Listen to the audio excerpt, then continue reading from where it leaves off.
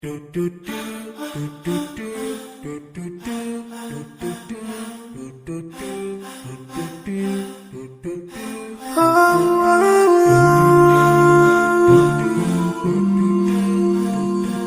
yeah.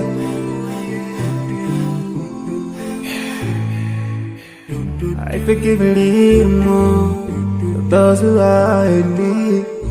That you take Allah have mercy on you. If you surely have yourself for everyone who's around you. On the day of judgment, Allah will surprise you.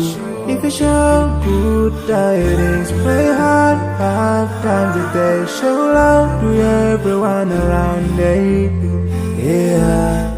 If you learn and teach others still on the day of judgment, I'm sure there is a place for people like you. If you please Allah every moment of your time and every single day of your life, there's a place for people like you. Oh, full of love. There's a place people like you. Oh, full of happiness. There's a place for people like you. Oh, full of sweetness. There's a place for people like you. Oh, Jannah, Jannah, Jannah, Jannah, Jannah, Jannah, Jannah is the place for people like you.